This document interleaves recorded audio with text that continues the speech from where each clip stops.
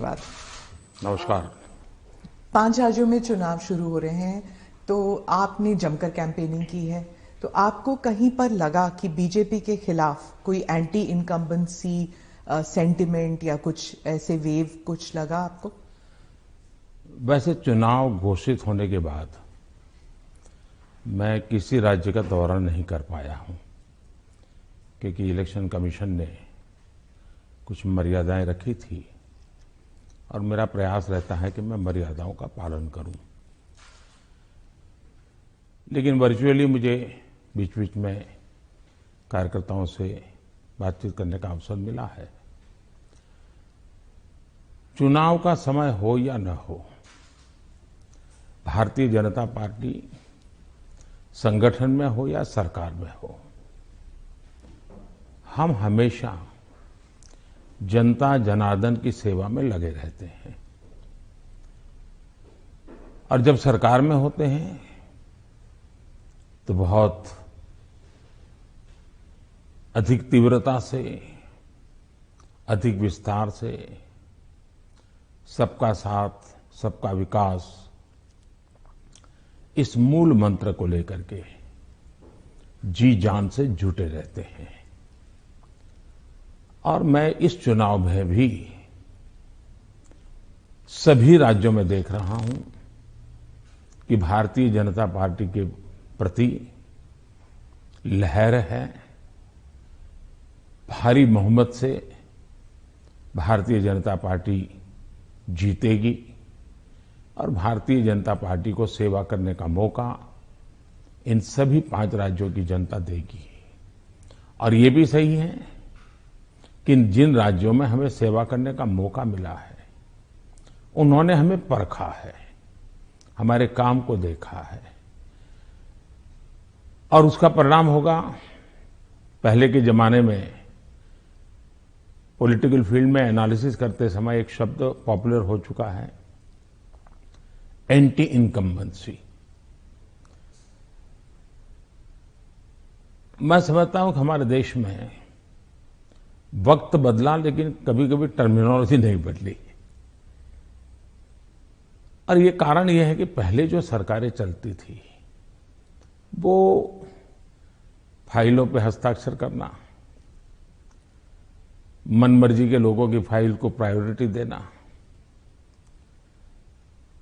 योजनाएं चुनाव को केंद्र में रख के घोषित करना और कभी कभी जाकर के फीते काट के चले आना, शिलान्यास करके चले आना। डिलीवरी की तरफ कभी योगदान उनका ध्यान नहीं रहता था। उनको लगता था घोषणा हो गई, यानी विज्ञान भवन में दिया जलाया तो उनको लगता था काम हो गया। और जब लोगों को काम नजर नहीं आता है और घोषणाएं बार बार सुनने को मिलती हैं, तब एंटी इनकम्बेंसी का जन्म होता है। लेकिन जब काम करने का प्रयास दिखता है, दिन रात की मेहनत दिखती है, आसपास में कुछ न कुछ पॉजिटिव होता हुआ दिख रहा है, तो फिर एक विश्वास बनता है कि वहां हो रहा है तो कल मेरे यहां भी होगा। गरीब को घर उसको मिल गया तो कल मुझे भी, गरीब हूं, मेरा घर इस बार लाइन नंबर नहीं लगा लेकिन कल मुझे मिलेगा। ये विश्वास पैदा होता है। और इसके कारण भारतीय जनता पार्टी के कल्चर में जहां भी हमें स्थिरता के साथ काम करने का मौका मिला है, वहां एंटी इनकम्बेंसी नहीं, प्रो इनकम्बेंसी का माहौल होता है। और भारतीय जनता पार्टी हमेशा प्रो इनकम्बेंसी को लेकर के चुनाव में अधिक ताकत से उभर करके आती है। उत्तर प्रदेश में एक खासियत रही कि एक ही पार्टी को दोबारा चांस नहीं देते हैं, मौका नहीं मिलता है। लेकिन आपको लगता है कि इस बार जो है, क्योंकि 3 चुनावों में उन्होंने बीजेपी को वोट दिया है, 2014 में, 17 में, 20 में आपको वोट दिया, तो आपको क्या लगता है कि आपने ही बहुत अच्छे ढंग से इस बात को कह दिया है कि 2014 में हमें वोट मिला, फिर 2017 में मिला, 19 में, हाँ, फिर 2019 में मिला, यानी 3 बार मिला। मतलब जो पुरानी थियरी है, एक बार आओ एक बार जाओ वाला, उत्तर प्रदेश ने पहले ही नकार दिया है। जब पहले ही नकार दिया है तो अब क्यों आगे बढ़ाएगा? भारतीय जनता पार्टी ने अनुभव किया है कि हमें 14 में स्वीकार किया, फिर काम देखा, 17 में स्वीकार किया, काम देखा 19 में स्वीकार किया, काम देखा 22 में स्वीकार करेंगे। जी, सभी तस्वीरों में जो पोस्टर्स छपती हैं उनमें मोदी जी की तस्वीर होती है और योगी जी की। जहां पर चीफ मिनिस्टर कैंडिडेट है वहां पर चीफ मिनिस्टर कैंडिडेट का होता है, नहीं तो मोदी जी की तस्वीर होती है हर जगह। तो अगर क्या हम ये मान के चल सकते हैं कि जो राज्य के चुनाव होते हैं एक किस्म से एक रेफरेंडम है सेंटर की पॉलिसीज को भी, सिर्फ स्टेट की नहीं, सिर्फ सेंटर की भी पॉलिसीज? आप देखिए,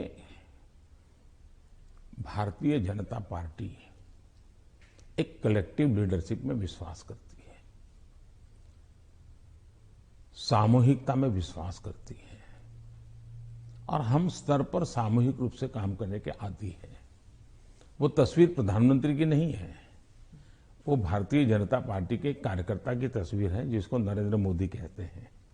और कार्यकर्ताओं के साथ मेरा खड़ा रहना मेरे लिए गर्व का विषय होता है। अगर मेरे साथी कार्यकर्ताओं के बीच में मेरी भी फोटो होती है तो मैं भी उन कार्यकर्ताओं जैसा लगता हूं। मुझे लगता है हाँ, मैं भी उन्हीं के बराबर हूं, मैं किसी से ऊपर नहीं हूं, किसी से आगे नहीं हूं। तो मेरे लिए तो उस फोटो का मतलब इतना ही होता है। और देश की जनता भी ऐसे, ये जो फैशन हो गई है कि हर चुनाव या ना फलाने का, हर चुनाव ढीकने का, मैं समझता हूं ये चुनाव हमारे कार्य का है, हमारे आचार विचार का है, हमारी नीतियों का है और सबसे ज्यादा हमारी नीयत का है। और मैं मानता हूं देश उसको समर्थन कर रहा है। तो अगर पार्टी जीतती है इलेक्शन में तो बीजेपी कहती है ये मोदी की जीत है, तो अगर हारती है तो क्या आप इसको एक कभी कभी पर्सनल भी लेते हैं कि, और क्या मंथन चलता है पार्टी में आप बाकी लीडर्स के साथ बैठ के कि गलती कहां पे हुई और कहां पे हमको रोल बैक करना चाहिए या गलतियां सही करनी चाहिए? आपने बहुत सही सवाल पूछा है। भारतीय जनता पार्टी, हम चुनाव हार करके ही जीतने लगे हैं। हमने बहुत पराजय देखे हैं, जमानतें जब्त होती देखी है। मैं तो तब राजनीति में नहीं था, लेकिन एक बार मैंने देखा कि चुनाव में ये जनसंघ था, उस समय शायद दीपक निशान था उनका, और कहीं मिठाई बांट रहे थे। तो हमने सुना ये मिठाई क्यों बांट रहे, तो सब हार गए। तो बताया कि साहब हमारे 3 लोगों की जमानत बच गई है इसलिए हम मिठाई बांट रहे हैं। उस जमाने से हम लोग गुजरे हुए लोग हैं और इसलिए जय और पराजय दोनों हमने देखा है। हम जब विजयी होते हैं तो हमारी कोशिश ये है कि हम ज्यादा से ज्यादा जमीन से जुड़े, जमीन के साथ जितना गहरा नाता बनता जाए हम बनाएं। हम जब चुनाव जीतते हैं तो हम लोगों के दिल जीतने के काम में कभी कमी नहीं आने देते। हमारे लिए हर पल, हर दिन, हर योजना, हर काम जनता जनार्दन के दिलों को जीतना, और दिल तब जीते जाते हैं जब उनको समाधान होता है, संतोष होता है। तो हम हमारी शक्ति उसी में लगाते हैं और हम बहुत कॉन्शियसली प्रयास करते हैं कि जीत हमारे सर पे न चढ़ जाए, हमारे दिमाग में वो सवार न हो जाए, और इसलिए हम धरती पर रहते हैं। जहां तक पराजय का सवाल है, हम पराजय में भी आशा को खोजते रहते हैं। हम निराशा में डूब करके इसने किया, उसने किया, इसको वो ये करो, डिकना करो, फलाना करो, इस चक्कर में नहीं पड़ते। हम सोचते हैं कि सामने वाले की रणनीति क्या थी, उसके तौर तरीके क्या थे, वो लोगों को गुमराह करने में क्यों सफल हुआ, हमारी बात को हम कैसे पहुंचाएंगे।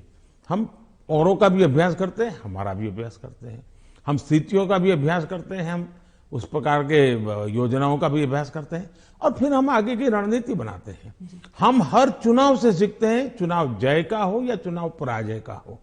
हमारे लिए चुनाव एक प्रकार से ओपन यूनिवर्सिटी है, जिसमें हम नए रिक्रूटमेंट के लिए अवसर भी मिलता है और अपने आप को तराशने का भी अवसर मिलता है।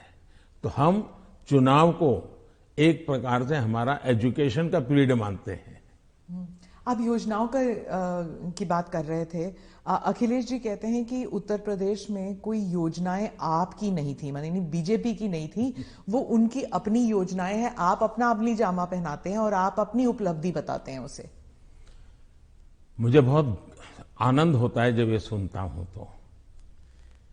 योगी जी की इतनी मेहनत और इतनी सफल योजना, उसको साकार करना और उसको कभी कोई एनकैश करने के लिए इधर उधर की बातें करता है, तो मैं उसमें से एक अर्थ ये निकालता हूं कि योगी जी की ये योजना इतनी अद्भुत है, असंभव को उन्होंने संभव करके दिया है, तभी जाकर के विरोधी भी उसको कैश करने के लिए मैदान में उतर पड़े हैं। वरना विरोधी विरोध करता, कैश करने के लिए मैदान में उतरा है, मतलब योजना अच्छी है, योजना सफल है और सफल तरीके से समय सीमा में उसको पूरा किया है। और एक प्रकार से मैं इसको योगी जी की क्रेडिट मानता हूं। दूसरा विषय है, हमारे देश में एक कल्चर चला कि राजनेता और सरकारों का काम क्या, हर चीज पे हाथ डाल देना, बोलते रहना, ये करेंगे वो करेंगे, ये करेंगे वो करेंगे, कभी इसके में। और कोई चीज दुनिया में उन्होंने छोड़ी नहीं है। कोई नेता मिल जाएगा, वो कहेगा हम चंद्र पर मानवी भेजने वाले हैं। कोई नेता मिल जाएगा, उसने कभी कहा होगा कि हम चंद्र पर व्यवस्थाएं खड़ी करने वाले हैं। और 100 साल के बाद भी, 50 साल बाद, 30 साल भी कोई कर देगा तो वो कहेंगे हाँ देखो हमने उस समय कहा था। तो ऐसे लोग तो बहुत मिल जाएंगे। आपने क्राइम फ्री उत्तर प्रदेश का जिक्र किया है अपने भाषणों में, पार्लियामेंट में भी आप कर रहे थे। आपने कहा कि समाजवादी पार्टी जो है वो दंगाइयों की पार्टी है, आपने, और योगी जी ने कहा कि गुंडे हैं उस पार्टी में। तो क्या आप, और समाजवादी पार्टी कहती है कि उनकी खामियां हैं और इसलिए वो हम पर एलिगेशंस करते हैं। क्या आप ये आप कैटेगोरिकली कह सकते हैं कि यूपी जो है वो क्राइम फ्री की तरफ बढ़ रही है और ये हो सकता है, संभव है? पहली बात है कि जब लोग उत्तर प्रदेश में सुरक्षा के विषय की चर्चा करते हैं तो वहां के सामान्य मानवी के मन में पिछली सरकारों में जो उन्होंने मुसीबतें झेली है, जिस प्रकार से गुंडा राज चलता था, जिस प्रकार से माफिया की इच्छा के अनुसार ही सरकार के बाबुओं को काम करने के लिए मजबूर होना पड़ता था, जिस प्रकार से इस प्रकार के दबंग लोगों को सरकार में एक प्रकार से प्रतिष्ठा थी, आश्रय था, ये सारी चीजें उत्तर प्रदेश ने बड़े निकट से देखा है। बहन बेटी घर के बाहर नहीं निकल पाती थी, ये उत्तर प्रदेश ने देखा है। आज उत्तर प्रदेश की बेटी कह रही है कि मैं शाम को अंधेरा होने के बाद भी अगर कहीं काम है तो जा सकती हूं। ये जो विश्वास पैदा हुआ है वो मैं समझता हूं सुरक्षा के लिए बहुत जरूरी है। और ये तब हुआ है, उत्तर प्रदेश में एक समय था गुंडे जो चाहे वो कर सकते थे। आज स्थिति ये है कि उनको हाथ जोड़ के कहना पड़ता है कि यहां बाहर मुझे रहना नहीं है, या तो मुझे जेल में ही रखो ताकि वहां थोड़ी बहुत तो मेरी जिंदगी बच जाएगी, क्योंकि मेरे पाप। और हर कोई सरेंडर कर रहा है। बहुत से लोग हो सकता है सही रास्ते पर भी आ जाएंगे, जब देखेंगे कि भाई अच्छे रास्ते से भी जीवन जिया जा सकता है तो हो सकता है अच्छे रास्ते पर आ जाएंगे। लेकिन योगी जी ने सुरक्षा को प्राथमिकता दी है, कोई कॉम्प्रोमाइज नहीं किया है। कुछ लोगों को उसके कारण तकलीफ हो रही क्योंकि उनका कारोबार वही था। आज खास करके माताओं बहनों को जो सुरक्षा मिली है ये बहुत ही महत्वपूर्ण है। अब आप देखिए इतना बड़ा कुंभ का मेला हुआ, यानी हमारे देश में हुए कुंभ के मेलों में सबसे बड़ा कुंभ का मेला योगी जी के कालखंड में हुआ। करोड़ों की तादाद में लोग आए, कोई कानून व्यवस्था की समस्या नहीं हुई, कहीं चोरी की भी खबरें नहीं आई, जेब कतरे की खबर नहीं आई। ये किसी भी समाज को संतोष देने वाला विषय है, ये गौरव करने वाला विषय है। और हिंदुस्तान में अगर सुरक्षा को प्राथमिकता दी जाए तो बुरा क्या है? नहीं, बुरा नहीं। जैसे सुरक्षा की बात चल रही है तो वो कहते हैं कि वहां पर एक जुडिशियल प्रोसेस नहीं है, ठोकों की राजनीति चलती है। अगर योगी सरकार ने डिसाइड कर लिया कि फला जो है वो गुंडा है या उसका कारोबार जो है उसमें कोई डाउट है तो उसको जेल में डाल दो, मतलब एक जुडिशियल प्रोसेस नहीं है, वो कहते हैं। देखिए, हिंदुस्तान की जुडिशरी वाइब्रेंट है, हिंदुस्तान की जुडिशरी बहुत ही सक्रिय है और कभी कभी तो प्रोएक्टिव है। अगर ऐसा कुछ भी हुआ होता तो हिंदुस्तान की जुडिशरी ने जरूर कदम उठाए होते और पीआईएल करने वालों की कमी नहीं है हमारे देश में। ऐसी बहुत बड़ी जमात है जिनकी रोजी रोटी पीआईएल पर है, तो वो तो तुरंत पहुंच जाते हैं, लेकिन ऐसा कुछ नहीं हो रहा है। मतलब वो न्यायिक प्रक्रिया के आधार पर काम करते हैं। पर जैसे जैसे लखीमपुर खेरी का इंसिडेंट हुआ था और वो टेनी अभी भी जो है वो he still an important person BJP के लिए, तो ऐसे कई इंसिडेंट्स हैं उसको लेकर जो वहां पर जो समाजवादी पार्टी है it has been successful in saying कि अगर कोई बीजेपी के साथ है तो वो व्हाइट वॉश हो जाते हैं उनके सारे क्राइम्स। मैं यही तो कह रहा हूं कि सुप्रीम कोर्ट जो कमेटी बनाना चाहती थी, राज्य सरकार ने सहमति दी। सुप्रीम कोर्ट जिस जज के नेतृत्व में तपास करना चाहती थी, राज्य सरकार ने सहमति दी। राज्य सरकार ट्रांसपेरेंसी से काम कर रही है, तभी तो सुप्रीम कोर्ट की इच्छा के अनुसार सारे निर्णय करती है। आप डबल इंजन सरकार के बारे में काफी बारी कह चुके हैं अपने स्पीचेस में। डबल इंजन सरकार से आप विश्वास जगाना चाहते हैं इलेक्टोरेट में कि विकास जल्दी हो जाएगा अगर दोनों तरफ, मतलब सेंटर में भी और स्टेट में भी बीजेपी की सरकार रहेगी। लेकिन कुछ लोग समझते हैं कि इससे एक धमकी की तरफ देखते हैं कि अगर डबल इंजन सरकार नहीं है तो विकास में गतिरोध आ सकता है, वह विकास मतलब गाड़ी आगे नहीं चलेगी अगर ये डबल इंजन सरकार नहीं होगी तो। देखिए, परिवार में भी माँ बाप हमेशा सभी भाइयों बहनों को कहते हैं कि देखो भाई, हम सब मिलकर के इस दिशा में जाएं तो सब अच्छा होगा, और सब उसी दिशा में प्रयास करते हैं। कोई एक दूसरे के विपरीत नहीं करता है। इतना बड़ा देश है, अगर हम एक दूसरे से विपरीत करेंगे तो हमारे संसाधनों नष्ट हो जाएंगे, हमारे देश की भलाई करने की गति रुक जाएगी।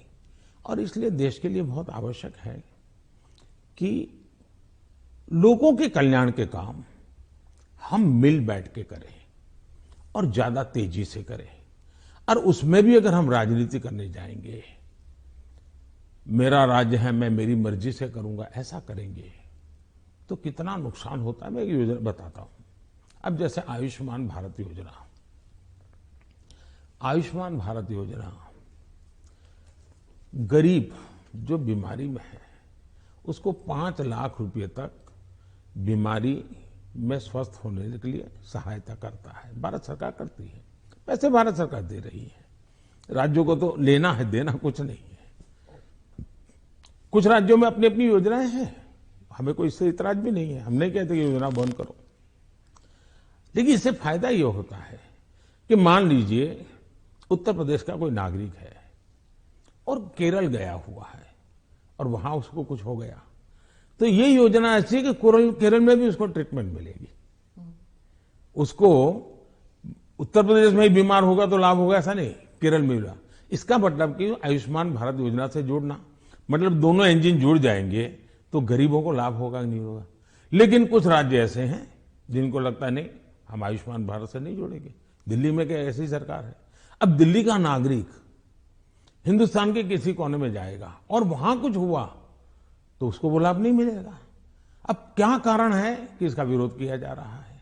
उसी प्रकार से हमने one nation one ration card क्यों किया कि भाई कोई भी मजदूर हिंदुस्तान के किसी भी कोने में जाएगा, एक ही राशन कार्ड होगा। अगर वो महाराष्ट्र में है तो भी उसको फेयर प्राइस शॉप से उसको अनाज मिल जाएगा। अब 2 राज्य ऐसे निकले जिनको सुप्रीम कोर्ट को डंडा मारना पड़ा, कहना पड़ा कि भाई one nation one ration card गलत क्या है, तुम लागू करो। अब इसलिए हम कहते हैं कि डबल इंजन की सरकार होती है तो गरीबों को सबसे ज्यादा लाभ होता है। अब जैसे जीएसटी कानून आया, पहले हमारे देश में हर जगह पर टैक्सेशन की सिस्टम इतनी अलग अलग थी कि विदेश के निवेशक जो होते थे उनको बहुत दिक्कत होती थी। भाई हमें एक राज्य में अगर कारखाना लगाते हैं तो हमें वहां इस प्रकार का प्रॉब्लम होता है, दूसरे में लगाते हैं तो दूसरा होता है। अब जीएसटी होने के कारण उनको भी सहूलत हो गई। तो हम जो ये कह रहे हैं कि भाई डबल इंजन की सरकार, हम ऐसी व्यवस्थाएं करें, अपनी विविधता को बनाए रखना है, भारत की विविधता ही उसकी ताकत है, लेकिन व्यवस्थाओं को भी बनाए रखना है।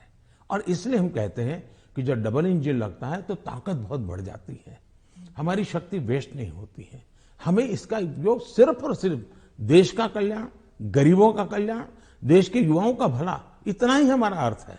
आप विविधता की रिस्पेक्ट के बारे में बात करते हैं, लेकिन राहुल गांधी और सिर्फ राहुल गांधी नहीं, स्टालिन, केसीआर, महबूबा, ममता सब कहते हैं कि आपकी पार्टी जो है उस विविधता को रिस्पेक्ट नहीं करती। इसलिए चाहे बंगाल हो या आंध्रा, तमिलनाडु, केरला और कश्मीर, इन सभी राज्यों में बीजेपी कहीं घुस भी नहीं सकती है, सरकार बना नहीं सकती है, क्योंकि एक सेंट्रिस्ट, एक स्ट्रांग व्यू पॉइंट वाली पार्टी है जो रीजनल एस्पिरेशंस को नहीं समझती।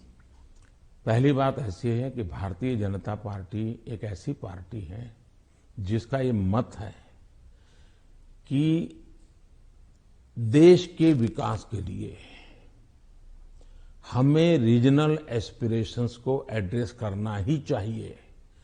और देश में मैं पहला मुख्यमंत्री हूं जो इतने लंबे समय तक राज्य का मुख्यमंत्री रह करके आया हूं, और इसलिए राज्य के एस्पिरेशंस क्या होते हैं, राज्य की आवश्यकताएं क्या होती हैं, इसका मुझे भली भांति समझ है।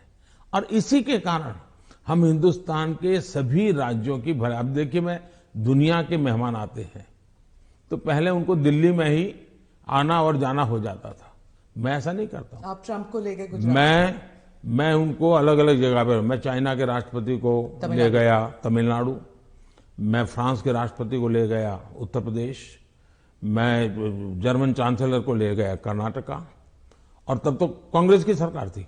किसकी सरकार? इस देश की शक्ति को उभारना, इस देश के हर राज्य को प्रोत्साहन मिलना, यही हमारा काम होता है। अब यूएन में जाकर मैं तमिल भाषा में कोट करता हूं तो दुनिया को गर्व होता है कि भारत के पास दुनिया की सबसे पुरानी भाषा है, पहले कोई बोलता ही नहीं था। और इसलिए तो मैं हर एक को साथ लेकर के चलने का प्रयास करता हूं, और मैं मानता हूं वही रास्ता है। हम विविधता में एकता के दर्शन करते हैं, लेकिन आज दुर्भाग्य से कुछ नेता अपने निजी स्वार्थ के लिए विविधता को एक दूसरे के साथ विरोध के लिए सीड्स के रूप में उपयोग कर रहे हैं। ये बहुत बड़ा दुर्भाग्य है। हमें विविधता में से एकता को पनपाना है। तो आप कह रहे हैं इससे अलगाववाद बढ़ेगा?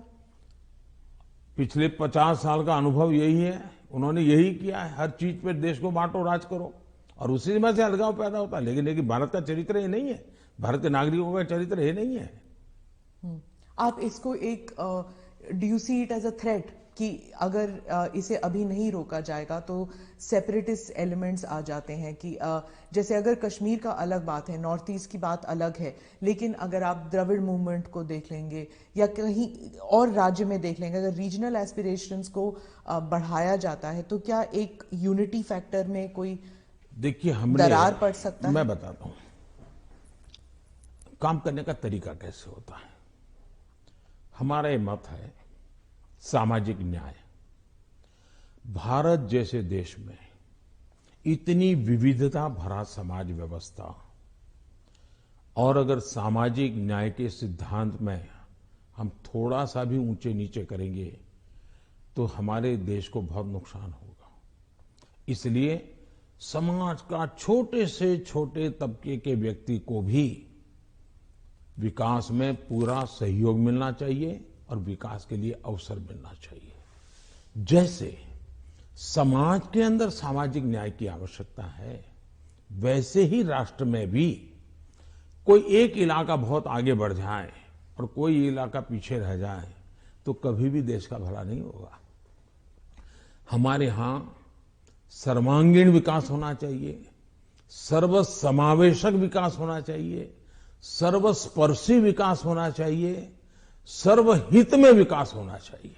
और इसलिए हम एक विषय लेकर के आए जिसमें भी मैं देख रहा हूं कि सभी राज्य हमारे साथ मिलकर के कंधे से कंधा मिलाकर के काम कर रहे हैं। एक राज्य नहीं कर रहा है, ये दुर्भाग्य है, बाकी सब राज्य कर रहे हैं। क्या है, हमने देखा कि हिंदुस्तान में 100 से थोड़े ज्यादा कुछ जिले ऐसे हैं कि जो राज्य की एवरेज से भी बहुत पीछे हैं। हर प्रकार से वहां का धन तो सब राज्य जिलों को समान मिलता है, तो ऐसा क्यों होता है? गवर्नेंस के प्रॉब्लम, योजनाओं का अमलीकरण नहीं। हमने ऐसे जिलों को एस्पिरेशनल जिलों के रूप में आइडेंटिफाई किया और राज्य सरकारों की सहमति से किया। करीब 110-115 जिले हैं और उस पर हमने स्पेशल फोकस किया। मैं खुद जिलों से बात करता हूं, उन जिलों में कल्याणकारी योजनाएं ज्यादा से ज्यादा पहुंचे। मैं राज्य सरकारों को प्रार्थना करता हूं कि वहां यंग अफसरों को लगाइए, आईएएस अफसरों को, प्रमोटेड अफसरों को या रिटायर्ड एज वाले लोगों को वहां मत भेजिए, यंग लोगों को लगाइए। और मैंने देखा कि सभी राज्यों ने मेरी इस बात को माना, यंग अफसरों को लगा। दूसरा, मैंने कहा बार बार ट्रांसफर मत कीजिए, उनको वहां रहने दीजिए 3 साल, उनको कहिए कि तुम काम करो, बाद में तुम्हें अच्छा पोस्टिंग देंगे। सभी राज्यों ने मेरी मदद की और आज ये जो एस्पिरेशनल डिस्ट्रिक्ट है वो राज्यों की एवरेज से भी कुछ तो आगे निकल रहे हैं, कई पैरामीटर में आगे निकल रहे हैं। अब देश का भला हो रहा है। तो मेरा फेडरलिज्म में छोटे से छोटी इकाई का भी भला हो। अब जैसे ऑप्टिकल फाइबर नेटवर्क हिंदुस्तान के हर गांव में जाना चाहिए। हम लगे हैं, पैसे लगा रहे हैं, पूरी ताकत लगा रहे हैं। क्यों? हमें तो पूरे देश को ऊपर लाना है। यही तो रीजनल एस्पिरेशंस को एड्रेस करने का हमारा तरीका है। ये बात चलती है कि ये मोदी दी एडमिनिस्ट्रेटर है। अब अगर आप मोदी द पॉलिटिशियन के बारे में बात करूं तो जो पोलराइजेशन हमारे सोसाइटी में है वो हर इलेक्शन में उभर कर आती है, जाति के नाम पर हो या धर्म के नाम पर हो। कोई ना कोई किस्सा जरूर हो जाता है इलेक्शन से पहले। तो मोदी दी एडमिनिस्ट्रेटर आपने बता दिया आपने क्या क्या किया है, मोदी द पॉलिटिशियन नहीं कर पाया है अभी तक। पहली बात है कि भारतीय जनता पार्टी, उसका मंत्र है सबका साथ, सबका विकास, सबका विश्वास और सबका प्रयास। हमने हमारे इन सिद्धांतों को कभी बदला नहीं है। आपने मेरे मुंह से सैकड़ों बार इसको सुना होगा और मैं तो देख रहा हूं इन दिनों दुनिया के देश भी मेरे इस वाक्य का अपनी भाषा में ट्रांसलेशन करके सुनाते हैं कि मोदी इन सिद्धांतों पर काम करते हैं। और इसलिए हम मानते हैं कि सबका साथ यही हमारा मंत्र रहा, हम करते हैं। समाज व्यवस्था तो है ही है, इसको तो कोई नकार नहीं सकता है। लेकिन हैरानी तब होती है जब मैं देख रहा हूं मीडिया में हम समाज को कोई दबा कुचला वर्ग हो उसकी चिंता हमको करनी चाहिए, क्यों नहीं करनी चाहिए। लेकिन हम कहेंगे भाई इस समाज में अगर पंथ के आधार पर देखें तो इस संप्रदाय में इस प्रकार की जाति व्यवस्था का वर्णन करेंगे और इस समाज में हम कभी नहीं करेंगे। क्या वहां भी समाज के और वर्गों में जातियां नहीं हैं, ऊंच नीच नहीं है, वहां पर बैकवर्ड नहीं। अब जैसे मेरे यहां गुजरात में मुस्लिम संप्रदाय में मैं समझता हूं कि 70 जातियां ऐसी हैं जो ओबीसी हैं और मेरे गुजरात में जब मैं था उनको ओबीसी की कैटेगरी में बेनिफिट मिलता था।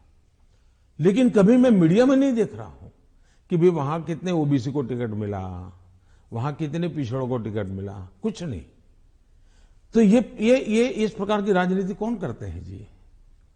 क्या इसे बाहर आना चाहिए कि नहीं आना चाहिए? हम टिकट देंगे तो भी जाति के आधार पर बंटवारा शुरू कर देते हैं, इसी भाषा में वर्णन करते हैं। किस जाति का कितना वोट मिलेगा ये भी कह रहे हैं।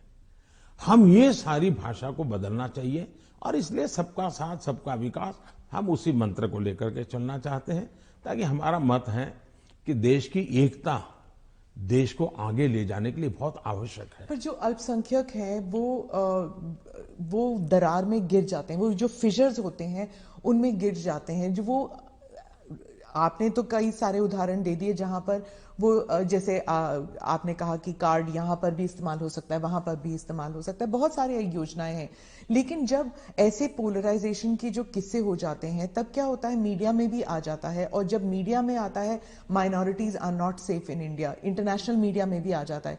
जो पूंजी निवेश करना चाहता है बाहर बैठ के, वो सोचता है यहाँ पॉलिटिकल अनरेस्ट है, मैं क्यों यहाँ पर पैसे लगाऊं। तो एक आज विश्व में भारत ने अपनी एक अच्छी पहचान भी बनाई है और वो मीडिया की ताकत से भी आगे निकल गई है।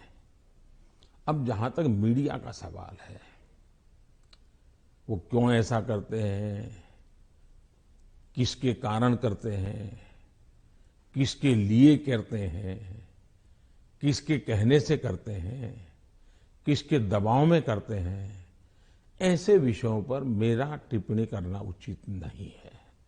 लेकिन मेरा इतनी समझ जरूर है कि मीडिया वर्ल्ड में भी एक बहुत बड़ा कंपटीशन है।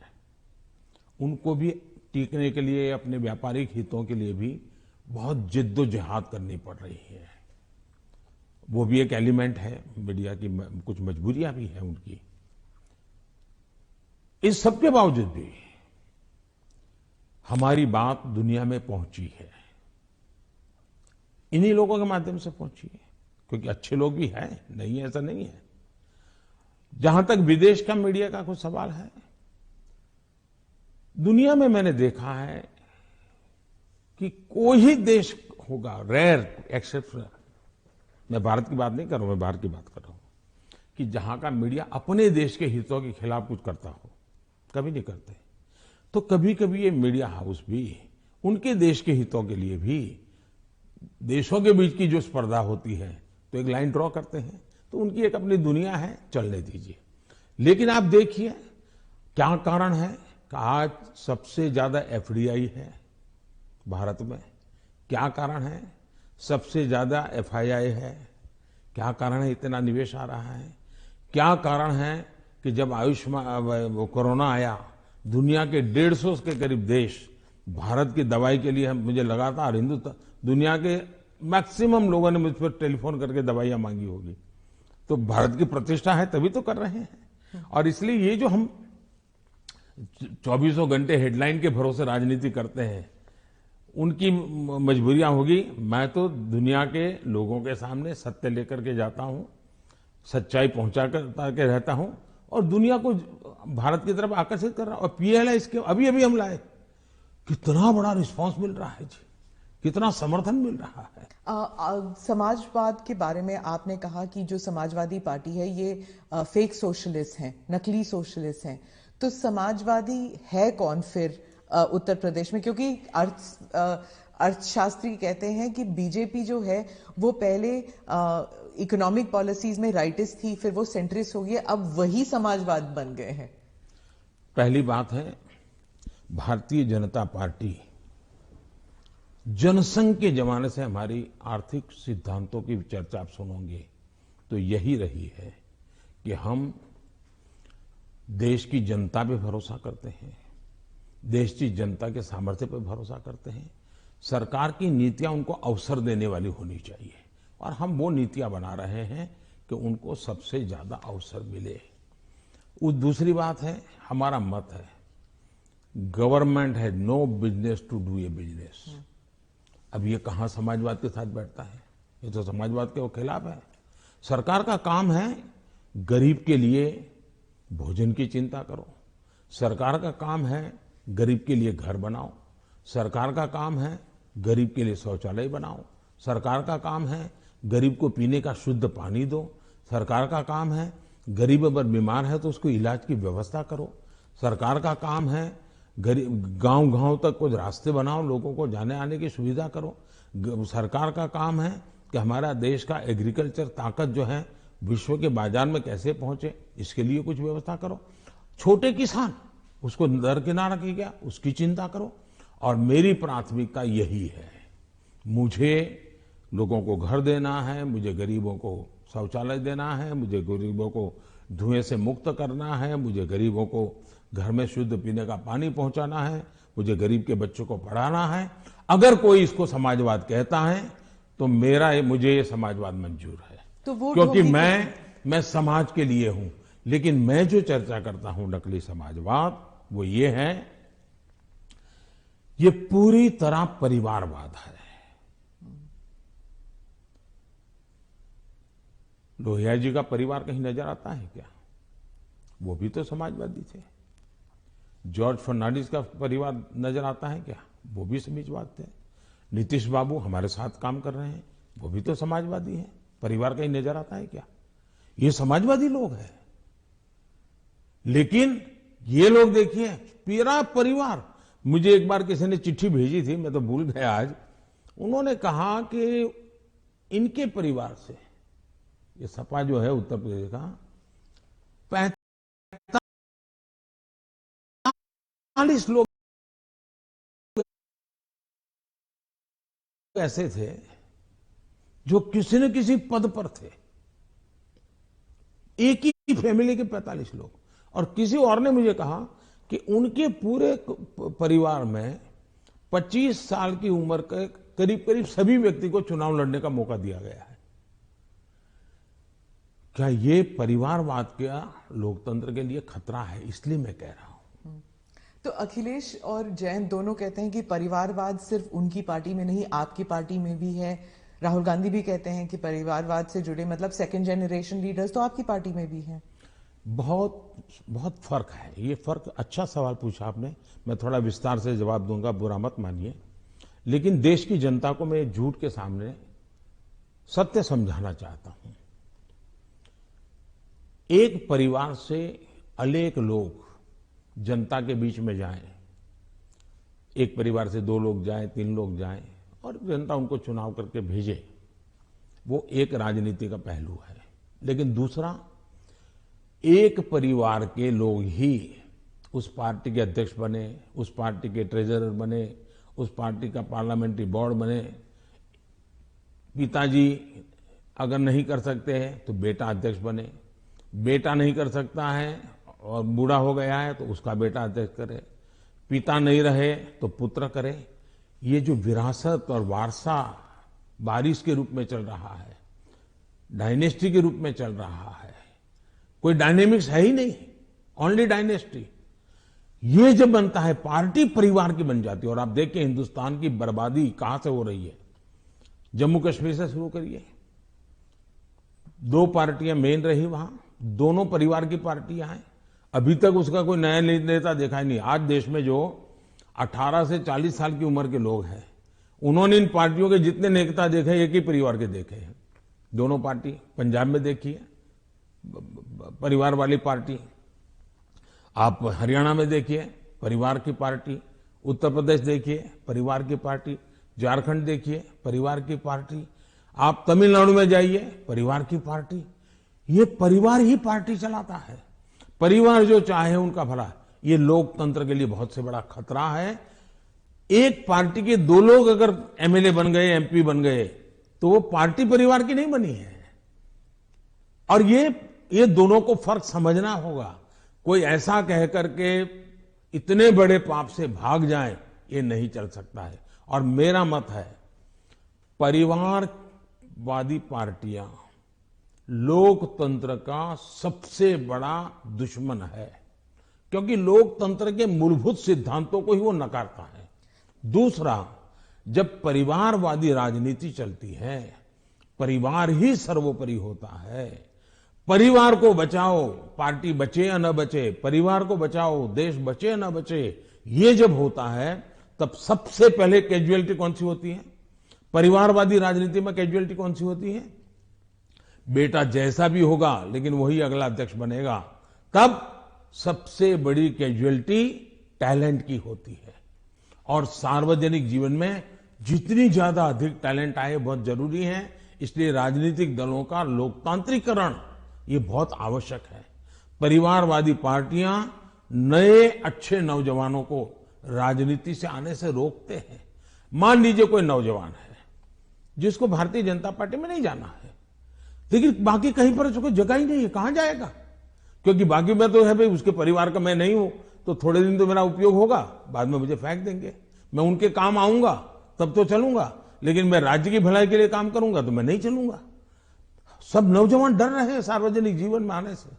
भारतीय जनता पार्टी को आ रहे हैं तो लोगों को लगता है कि भारतीय जनता पार्टी क्यों बढ़ रही है, क्योंकि लोकतांत्रिक तरीके से चल रही है। तो आप जब परिवार के बारे में बात करते हैं, स्पेशली पॉलिटिकल पार्टीज के जो पॉलिटिकल फैमिलीज हैं, तो कांग्रेस कह रही है जान के आपने जवाहरलाल नेहरू के स्पीचेस के बारे में, दोनों सदनों में जो आपने स्पीच दिए, राज्यसभा में, लोकसभा में, वहां पर आपने नेहरू जी के स्पीचेस पर बहुत तवज्जो दी और यही दिखाने के लिए कि नेहरू जी ने भी ऐसे काम किए हैं जिसके लिए आप उन्हें क्रिटिसाइज कर रहे थे। तो राहुल गांधी ने देर रात को मीडिया से बात करते हुए कहा कि I don't need a certificate from Modi ji about my great grandfather. तो अब ये फिर अब पूरा परिवार के ऊपर बन गया है कंट्रोवर्सी। हालांकि आपने जो एग्जांपल्स दिए थे वो परिवार के ऊपर नहीं था।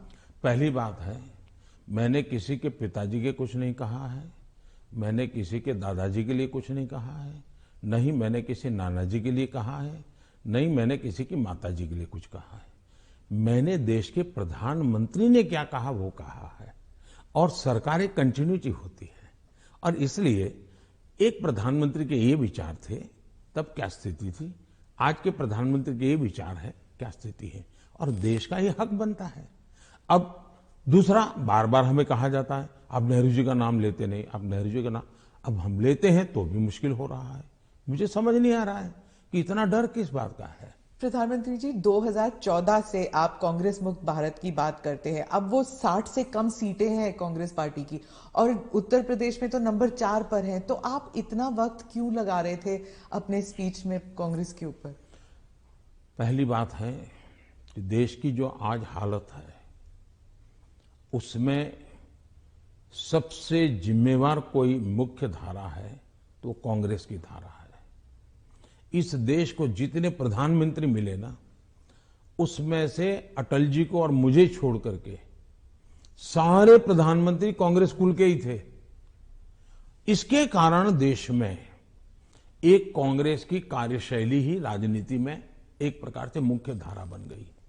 अब जब कांग्रेस की कार्यशैली, कांग्रेस की विचारधारा, कांग्रेस के पसंद नापसंद के आधार क्या है, संप्रदायवाद है, जातिवाद है, भाषावाद है, प्रांतवाद है, भाई भतीजावाद है, भ्रष्टाचार है, अगर यही इस राजनीति में मुख्य धारा में रहेगा तो देश का कितना बड़ा नुकसान होगा। और इसलिए मैं हमेशा कहता हूं कि हमें, और जब मैं कांग्रेस मुक्त भारत कहता हूं तब कांग्रेस की संख्या से मेरा लेना देना नहीं है। अब जैसे हम कम्युनिस्ट पार्टियों की आलोचना करते हैं, अब सत्ता में नहीं है, वो कहीं नजर नहीं आता, एक केरल में कोने में बैठे हैं, फिर भी वो विचारधारा खतरनाक है।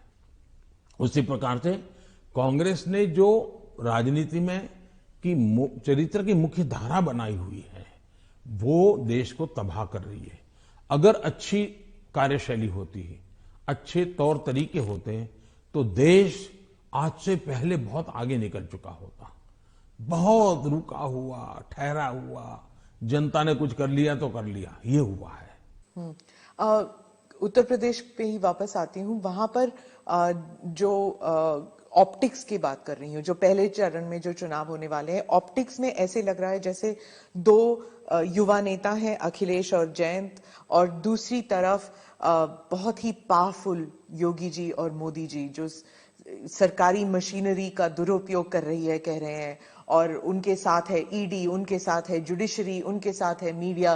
तो एक अनइवन प्लेइंग ग्राउंड है। आप क्या कहेंगे इस बारे में? पहली बात है कि ये दो लड़कों वाला खेल तो हमने पहले भी देखा था, और इतना अहंकार था कि उन्होंने गुजरात के दो गधे ये शब्द प्रयोग किया था, और उत्तर प्रदेश की जनता ने उनको हिसाब दिखा दिया।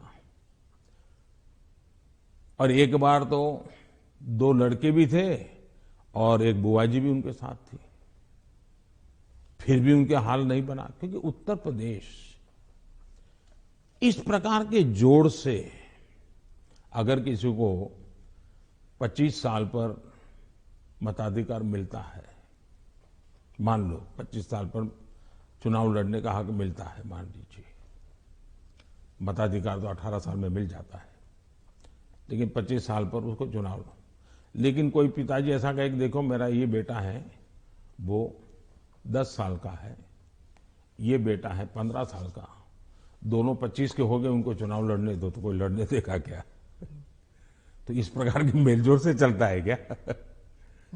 नहीं, पर जो उनका आरोप है कि लेवल प्लेइंग फील्ड नहीं है क्योंकि बीजेपी सरकारी मशीनरी और इदारों का इस्तेमाल करती है, ईडी का, और टैक्स रेड्स होते हैं कैंडिडेट्स पर, उनके रिश्तेदारों पर, आप क्या कहेंगे? हिंदुस्तान में भ्रष्टाचार ये दीमक की तरह देश को परेशान कर रहा है कि नहीं कर रहा है? ऐसे लोगों के खिलाफ जनता ने हर बार आवाज उठाई कि नहीं उठाई है? अगर मैं कुछ न करूं तो जनता मुझे माफ करेगी क्या? जहां से भी सरकार को जानकारी मिलेगी, सरकार ने कदम उठाना चाहिए कि नहीं उठाना चाहिए? और कदम उठाने के बाद अगर देश के खजाने में अरबों खरबों रुपये आ रहे हैं तो मेरी तारीफ होनी चाहिए। अच्छा, चुनाव के समय हिंदुस्तान में हर बार चुनाव चलता रहता है भाई, तो सरकार काम करना बंद कर दे क्या? चुनाव आप एक बार तय कर लीजिए भाई, 5 साल में एक बार ही चुनाव होगा, सब मिलकर के चुनाव लड़ेंगे, सभी राज्यों के साथ होंगे, केंद्र का साथ में होगा, सारा खर्चा भी बच जाएगा, तो फिर कभी ईडी भी नहीं दिखाई देगा, सीबीआई भी नहीं दिखाई देगा। अब क्या करे?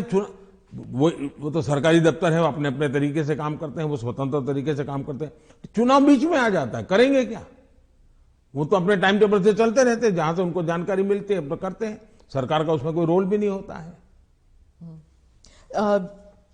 ये पहला चुनाव है किसान कानून वापस लेने के बाद चुनाव। जब आपने देश के नाम संदेश किया तो उस टाइम आपने कहा कि ये चुनाव से संबंधित डिसीजन नहीं था, आपने पूरे उस प्रक्रिया के बारे में बताया, लेकिन आपके समर्थक भी कह रहे थे that there was so much of personal capital. प्रधानमंत्री जी शायद कन्विंस नहीं कर पाए किसानों को कि ये देश हित में है, किसानों के हित में है, और उसकी वजह से आपके समर्थन भी जो हैं वो डिसअपॉइंट हो गए थे। तो क्या आप इसको एक व्यक्तिगत रूप में आप इसको एक हार मानते हैं? देखिए, मैं किसानों के दिल जीतने के लिए निकला हुआ इंसान हूं। मैं छोटे किसानों का दर्द समझता हूं और मैंने हमेशा उनके दिल जीतने का प्रयास किया है, और हिंदुस्तान भर के किसानों का मैंने दिल जीता भी है, मेरा साथ दिया है, समर्थन किया है। लेकिन मैंने कहा था, उस दिन भी कहा था टीवी में, कि मैंने किसानों की भलाई के लिए कदम उठाए, लेकिन आज देश के हित में मैं वापस कर रहा हूं। मैं समझता हूं इसको अधिक विस्तार मुझे करने की जरूरत नहीं है। बाद के घटनाक्रमों से पता चलेगा कि क्यों जरूरत पड़ी थी। तो क्या आप एक डायलॉग करने के लिए फिर से तैयार हैं, किसानों को कन्विंस करने के लिए? इस देश के लोकतंत्र का ये सबसे पहला कर्तव्य बनता है, लोकतंत्र में जनप्रतिनिधि का और सरकार का, कि जनता के साथ संवाद करते ही रहना चाहिए, और हम लगातार करते हैं। हम कभी भी संवाद टूटना जिसके पक्ष में है ही नहीं। हर किसी को मुझे भी सुनना चाहिए, मेरी सरकार को भी सुनना चाहिए, और बातचीत करना ही चाहिए। बातचीत हमेशा होनी चाहिए, और इश्यू पर चर्चा ना हो ऐसा नहीं है। जैसे हम बजट के पहले बजट कैसा बने हद से क्यों पूछते हैं, किसानों से पूछते हैं कि बजट कैसा बनना चाहिए, उनके विचार लेते हैं। ये हम तो मानते हैं कि सब कुछ ज्ञान बाबुओं के पास है और नेताओं के पास है, ऐसा हम नहीं मानते हैं। हमारे देश के पास, हर नागरिक के पास अनुभव है, हर नागरिक के पास ज्ञान का भंडार है। हम तो सबसे संवाद करना चाहते हैं, सबसे सीखना चाहते हैं, सबके सुझावों के आधार पर हम चलना चाहते हैं। कोविड के टाइम, फर्स्ट वेव और सेकेंड वेव, उसके बारे में आपने अपने स्पीच में भी जिक्र किया कि उसे आपने कहा कि जो कोविड के अगेंस्ट जो हमारी लड़ाई थी वो वी वर विक्टोरियस, मतलब भारत जो है वो विक्टोरियस उभर के आया। लेकिन आपने ये भी कहा कि महाराष्ट्र की सरकार और दिल्ली की सरकार जो है वो नकारात्मक कार्य कर रही थी, लेकिन अरविंद केजरीवाल, राहुल गांधी और शिवसेना ने, तीनों ने कहा कि नहीं, ये गलत है। कोविड की लड़ाई में जो नाकामयाबी सरकार की थी, सेंट्रल गवर्नमेंट की थी, वो हम पे लादा जा रहा है। मैंने ये कहा कि कांग्रेस पार्टी जब लॉकडाउन हुआ, WHO समेत सब लोग कहते थे कि जो जहां है वहां रहे, वो एक जगह से दूसरी जगह पे न जाए, वरना कोरोना के वो शिकार हो जाएगा, उसका जीवन को तकलीफ हो जाएगी। और उस समय कोरोना किस चाल से चलता है, उसका रूप रंग क्या है, कोई पता ही नहीं था दुनिया को। लॉकडाउन, अफरा तफरी में लॉकडाउन राज्यों ने शुरू कर दिए थे, राज्यों ने लगातार अपनी तरफ, और एक राज्य लॉकडाउन कर रहा है तो दूसरे, तो इसलिए नेशन वाइड कुछ करने की आवश्यकता बन गई थी। ये लोग भूल जाते हैं, लॉकडाउन पहले से ही राज्यों ने शुरू कर दिए थे। भारत सरकार ने तो बाद में लॉकडाउन का निर्णय करना पड़ा सबको एक साथ उसकी स्थिति सुधारने के लिए। दूसरी बात है, मैंने कहा कांग्रेस पार्टी ने फ्री टिकट दे करके लोगों को प्रोत्साहित किया कि आप जाइए। वो टिकट तो दिया उन्हें 500,000 लोगों को, लेकिन हवा बना दी कि जाओ। अब उस समय ये न करते तो हमारे देश के श्रमिकों को दो चार, क्योंकि भय का वातावरण तो था ही था, 2-4 दिन में चीजें संभल जाती उनको पर, तो बाद में व्यवस्थाएं खड़ी हो जाती। लेकिन उल्टा किया और पूरी ताकत श्रमिकों के लिए लगानी पड़ी। तब जाकर के योगी जी को हजारों बस भेजनी पड़ी यहाँ पर। यहाँ पर भी दिल्ली में आप पार्टी ने, उसके नेताओं ने जीपों में जाकर के झुपड़पट्टी में कहा है, वीडियो अवेलेबल है कि भाई आप जल्दी जाइए और वहां पहुंचिए, वहां से आप अपने घर पहुंच जाइए, यहां तो लॉकडाउन हो रहा है। भय पैदा कर दिया। और मैं हमेशा कहता हूं, ये भारत की जनता इतने बड़े संकट में, दुनिया मानती थी कि हिंदुस्तान का हालत सबसे खराब होगा, और स्वाभाविक था कि इतनी बड़ी जनसंख्या, हम इस प्रकार से समूह में रहते हैं, हमारा जीवन भी सामूहिक होता है, और ये बीमारी ऐसी है कि तुरंत लपेट लेती है, तो हमारे लिए हर प्रकार के संकट थे, ये तो मानना पड़ेगा। और बीमारी ने दुनिया भर को जिस प्रकार से समृद्ध देशों को तबाह कर दिया है, उसकी तुलना में हम बच पाए, तो हम गर्व से कह सकते हैं कि भाई हिंदुस्तान के नागरिकों ने जो भी उनके पास संसाधन थे, उन्होंने अपने डिसिप्लिन को फॉलो किया और उन्होंने अपने आप को बचाने में काफी मदद की। तो विजय मैंने जो भी कहा है 130 करोड़ को, लेकिन मैंने ये कभी नहीं कहा कि कोरोना खत्म हो गया। मैं तो आज भी कहता हूं ये बहुरूपिया है, वो कभी भी नए रंग रूप के साथ मैदान में उतर आता है और हमारी स्थितियों को चुनौती देता है। हमें हर बार डायनेमिक व्यवस्था से नई नई व्यवस्थाएं खड़ी करनी पड़ रही, और हमें जागरूक रहना पड़ेगा। प्रधानमंत्री जी, चुनाव 5 राज्यों में है। अब पंजाब की बात करती हूं, तो आपको क्या लगता है कि बीजेपी ने जो अपना एलाई खोया है पंजाब में, उसकी वजह से मतलब तीसरी पार्टी आ रही है शायद पंजाब में पहली बार, पर बीजेपी कभी अपना रूट्स बना नहीं सकी उस राज्य में। क्या आप इसको एक राजनीतिक विफलता मानते हैं? मैं समझता हूं कि मेरी पार्टी के जो वरिष्ठ नेताओं ने उस समय जो नीतियां बनाई, जो रणनीतियां बनाई, वो उस समय के लिए बहुत अनिवार्य थी, और उसके कारण पंजाब की एकता, पंजाब के अंदर फिर से एक बार शांति का माहौल बने, पंजाब खून खराबे से बाहर निकले। और मैं मानता हूं कि भारतीय जनता पार्टी ने अपने राजनीतिक स्वार्थ के बजाय पंजाब का हित सुप्रीम माना, और उसने राजनीतिक जो भी कॉम्प्रोमाइज करने की आवश्यकता थी किया, वो बहुत जरूरी था, इसलिए किया। हम पंजाब को खून खराबे से बाहर निकालना चाहते थे, हम पंजाब को शांति देना चाहते थे, और उसके लिए अगर बीजेपी का नुकसान होता है तो होने देंगे, ये हमने होने दिया। बीजेपी तब भी पनप सकती थी, लेकिन हमारे लिए जरूरी था कि हम उस रास्ते पर चले जिसके कारण हम यहां पर सुख शांति का माहौल बनाने में हम बहुत बड़ा पॉजिटिव योगदान दे सके, और वो हमने किया, और पंजाब को बाहर निकालना में उस संकट से बाहर आए। जहां तक राजनीति का सवाल है, आज भारतीय जनता पार्टी सबसे अधिक विश्वसनीय पार्टी के रूप में पंजाब में उभरी है। आपने देखा होगा, बहुत बड़े वरिष्ठ लोग, समाज जीवन के वरिष्ठ लोग, जिनका राजनीति से लेना देना नहीं थे, वैसे बहुत बड़ी मात्रा में पिछले दिनों भारतीय जनता पार्टी ज्वाइन किया है। फिर जो राजनीति के बहुत बड़े महारथी हैं, ऐसे लोगों ने भी अपने पुराने दल छोड़ करके भारतीय जनता पार्टी, टिकट दे या न दे, लेकिन भारतीय जनता पार्टी पंजाब के स्थिरता के लिए, पंजाब के विकास के लिए, पंजाब की शांति के लिए बहुत जरूरी है, और इसलिए पंजाब में भारतीय जनता पार्टी का शासन बनना चाहिए। आज पंजाब से आवाज उठी है और इसलिए है हम आगे बढ़े हैं। आज दो दल भारतीय जनता पार्टी के साथ जुड़ गए हैं। कैप्टन साहब और ढींडसा साहब बहुत पुराने लोग हैं जो राजनीति के वहां महारथी रहे, 3-3 दशक तक जिन्होंने वहां की राजनीति को दिशा दी है। ये लोग आज भारतीय जनता पार्टी को पसंद कर रहे हैं और इसलिए मैं मानता हूं कि भारतीय जनता पार्टी पहले की तुलना में बहुत ही यशस्वी होगी। पंजाब के लोगों के जो एस्पिरेशंस, कई कारणों से हमने भी शायद कॉम्प्रोमाइज कर करके अपनी पार्टी का नुकसान किया, हो सकता है कुछ लोगों का भी हुआ होगा, लेकिन अब जब हम खुल करके आए हैं तो उनका भी हौसला बुलंद हो गया। जो लोग दबे हुए रहे थे वो भी खुल करके हमारे साथ आए हैं। हमने किसान को डायरेक्ट बेनिफिट के लिए हम अड़े रहे। हमने कैप्टन साहब को समझाया, कैप्टन साहब हमारे साथ थे, उस समय वो मुख्यमंत्री थे, सहमत हुए और किसान को डायरेक्ट बेनिफिट ट्रांसफर हमने किया पंजाब में उसकी खेत की। तो मैं 1000 से ज्यादा वीडियो निकली है, 1000 से ज्यादा सोशल मीडिया में, एक मिनट की वीडियो में देख रहा था। मैंने भी कभी 10-12 तो देखी होगी।